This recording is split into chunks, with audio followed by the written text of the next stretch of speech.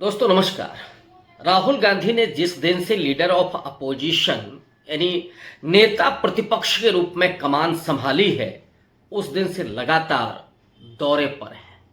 पहले तो पार्लियामेंट के भीतर उन्होंने भारतीय जनता पार्टी आरएसएस की आइडियोलॉजी पर ही उसे घेरा, नरेंद्र मोदी के उस पूरे राजनीति को कटघरे में खड़ा कर दिया जो वो पिछले 10 साल से कर रहे हैं।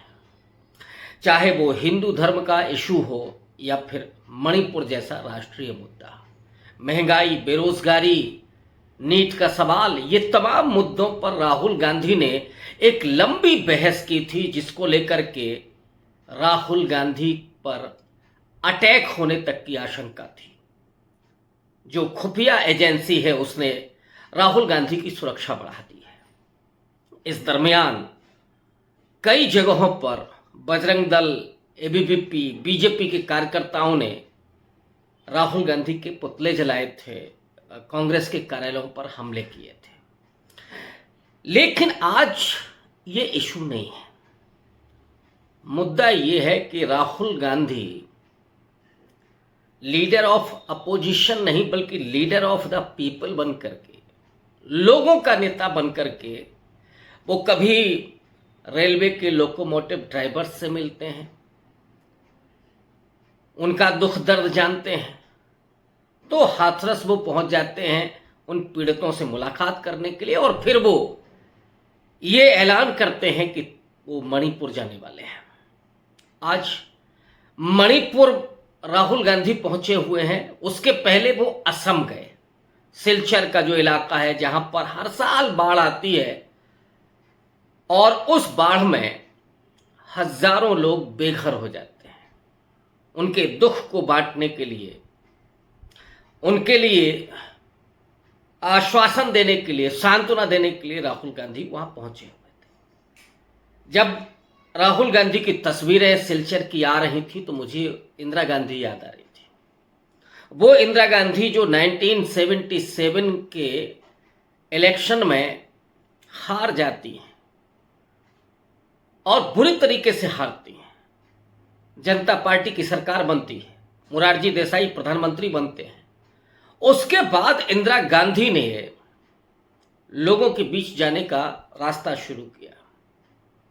उस रास्ते को उन्होंने पकड़ा और उनकी जो पहली यात्रा बिहार की बेलछी की थी, जो बहुत ज़्यादा फेमस हुई थी, और वहीं से कमबैक शुरू हुआ था इंदिरा गांधी का। राहुल गांधी ने तो नरेंद्र मोदी को एक तरह से नैतिक पराजय दी है इस चुनाव में। वो उन मुद्दों पर लगातार बात करते रहे जो जनता के मुद्दे, लोगों के मुद्दे हैं, और उन तमाम विषयों पर जिन पर मैं पिछले वीडियो में भी बात करता रहा हूं। और वो राहुल गांधी आज मणिपुर पहुंचे हुए हैं। लेकिन उसके पहले एक खबर आ रही है। वो खबर ये है कि राहुल गांधी के आने के पहले वहां पर गोलीबारी हुई, और गोलीबारी होने का अपना कारण है क्योंकि 2023 से, पिछले 1 साल पहले से मणिपुर में जातीय हिंसा चल रही है।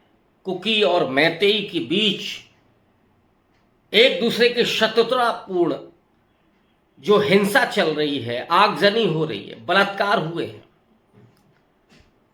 और उसके बावजूद प्रधानमंत्री नरेंद्र मोदी ने आज तक मणिपुर की यात्रा नहीं की। वो मुलाकात करते हैं तो क्रिकेट की टीम से, वो राम मंदिर का उद्घाटन करने के लिए जाते हैं तो अंबानी, अडानी और बच्चन परिवार, विराट कोहली, ये तमाम लोग होते हैं। लेकिन नरेंद्र मोदी ने कभी आम आदमी के साथ उसके दुख दर्द को सुनने समझने की कभी कोशिश नहीं की। मणिपुर बहुत बड़ा मुद्दा, जिसको संसद में राहुल गांधी ने कहा था कि नरेंद्र मोदी ने भुला दिया उस प्रदेश को। ऐसे लग रहा है जैसे मणिपुर इस देश का हिस्सा ही नहीं है। राहुल गांधी 2023 के बाद, उसके दरमियान तीसरी बार मणिपुर पहुंचे हैं। पहली बार वो तब पहुंचे थे उस जातीय हिंसा के समय, जब लोग हिंसा के शिकार हो रहे थे, निर्वासन में जी रहे थे, शिविरों में रह रहे थे, दवाइयाँ नहीं मिल रही थीं, बच्चे भूख से व्याकुल हो रहे थे, उस समय राहुल गांधी पहुंचे थे मणिपुर की उन महिलाओं के बीच में, उन बच्चों के बीच में, नौजवानों के बीच में, कि जिनके दुख दर्द को उन्होंने बांटा था। कई बार ये होता है कि आप कोई कदम उठाने की स्थिति में नहीं होते, मसलन लीडर ऑफ अपोजिशन दबाव बना सकता है, वो मणिपुर के लोगों को आश्वस्त कर सकता है, लेकिन जो कार्रवाई है वो तो सरकार ही कर सकती है। और इधर अमित शाह जरूर एक बार गए वहां, लेकिन मणिपुर के लोगों के बीच में वो विश्वास बहाली नहीं हुई, जिसकी वजह से, जो नफरत की वजह से वहां पर हिंसा जारी है। राहुल गांधी ने वो कोशिश की थी कि ये नफरत मिटे, ये हिंसा खत्म, और वो वैसे ही प्रयास था जैसे इतिहास के उन पन्नों को अगर आप खंगालें, जब नोआखली में दंगे हो रहे थे और महात्मा गांधी पहुंचे हुए थे, हालांकि बहुत एक्सट्रीम था वो, और गांधी जी ने वो करिश्मा करके दिखाया था, और उनके साथ डॉक्टर राम मनोहर लोहिया भी थे। अक्सर ये होता है कि गांधी के साथ लोहिया को भुला दिया जाता है। नोआखली में निहत्थे गांधी ने उन हिंसक जो उपद्रवी थे, जिनके भीतर जहर भरा हुआ था, नफरत थी, उन्हें मजबूर कर दिया कि वो अपने हथियार डाल दें, और गांधी जी के पैरों पर हथियार डाल करके उन्होंने माफी मांगी और ये स्वीकार किया कि हाँ, उनसे भूल हुई है। राहुल गांधी मणिपुर पहुंचे तो वैसा तो नहीं, लेकिन आग और धुआं ये तो सब चल ही रहा था, नफरत थी ही। राहुल गांधी ने एक बड़ा करिश्मा किया मणिपुर पहुंचने के बाद, कि लोगों में थोड़ी विश्वास बहाली हुई, नफरत और हिंसा थोड़ी कम हुई। लेकिन मैंने कहा कि सरकार नहीं है राहुल गांधी कि वो कार्रवाई कुछ ऐसा कर सकते। मणिपुर के लोगों को ये समझ में आ गया कि कौन उनका हितैषी है और कौन लड़ा करके अपना राजनीतिक हित साधना चाहता है। राहुल गांधी दूसरी बार तब मणिपुर पहुंचे जब उन्होंने भारत जोड़ो न्याय यात्रा शुरू की, अपनी दूसरी यात्रा, जो मणिपुर से लेकर के और मुंबई तक होनी थी। उस यात्रा में राहुल गांधी मणिपुर के लोगों को यह मैसेज देने में कामयाब हुए कि भारतीय जनता पार्टी की नफरत और बांटने की राजनीति का शिकार नहीं होना है। उसका परिणाम यह है कि जब लोकसभा के चुनाव हुए तो उसमें जो 2 लोकसभा की सीटें हैं, दोनों पर कांग्रेस पार्टी के प्रत्याशी जीते। एक जेएनयू के प्रोफेसर हैं जिन्होंने भाषण जब पार्लियामेंट में दिया, अद्भुत भाषण था, संवेदनशील बनाने वाला, मार्मिक कर देने वाला। वो भाषण जिसे नरेंद्र मोदी ने नहीं सुना, उनको सुनने की उन्होंने जरूरत भी नहीं महसूस की। अब उन माताओं बहनों के आंसुओं को पोंछने के लिए राहुल गांधी तीसरी बार पहुंचे मणिपुर।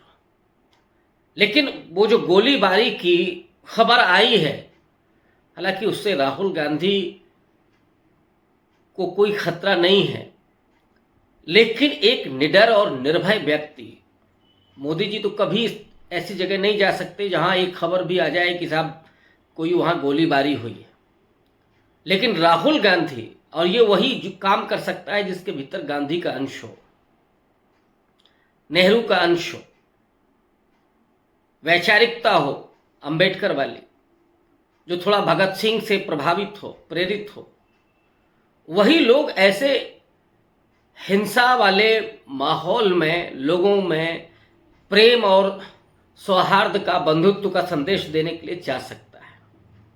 और राहुल गांधी वही करने के लिए मणिपुर पहुंचे हुए हैं। पहले उन्होंने असम के लोगों के आंसू पहुंचे और अब मणिपुर के लोगों से बातचीत कर रहे हैं। तो ये जो लीडर ऑफ पीपल है, वो जो जनता का नेता है, वो लोगों के बीच में पहुंच करके लगातार सक्रियता से इस देश की राजनीति को बदलने के लिए, नफरत और हिंसा को मिटाने के लिए कृत संकल्प है। और ये देखना है कि आने वाले वक्त में राहुल गांधी का ये संकल्प कैसे कामयाब होता है। शुक्रिया।